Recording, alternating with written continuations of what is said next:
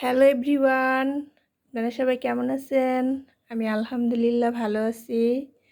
এই যে দেখেন, একটা ডাব কাটলাম।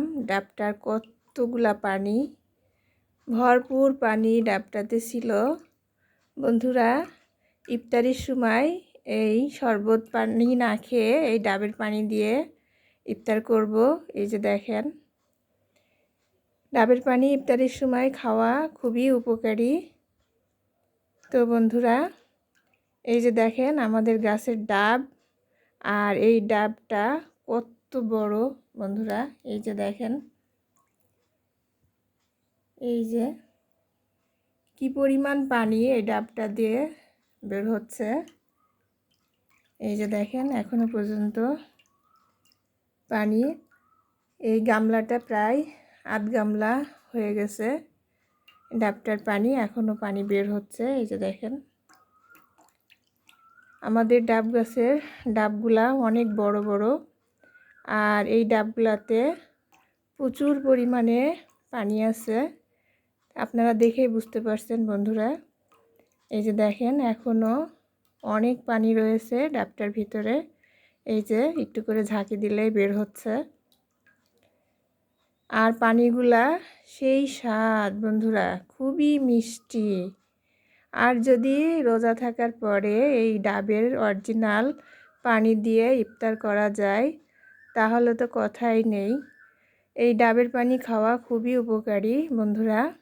শরীর ঠান্ডা থাকে, শরীর সুস্থ থাকে এই ডাবের পানি খেলে। তো আপনারাও এভাবে ডাব গাছ লাগিয়ে নিজের গাছের ডাব খাবেন আর ডাবের পানি দিয়ে ইফতার করবেন। আপনাদের শরীরও ভালো থাকবে, সুস্থ থাকবে। তো বন্ধুরা, এই ছিল আজকে আমার ডাবের পানি কতটুকু সেটা দেখানোর জন্য, আপনাদের সাথে শেয়ার করার জন্য। তো বন্ধুরা, এই যে দেখেন কতগুলা ডাবের পানি হয়ে গেছে, প্রায় গামলাটার গলা গামলা মতো হয়ে গেছে।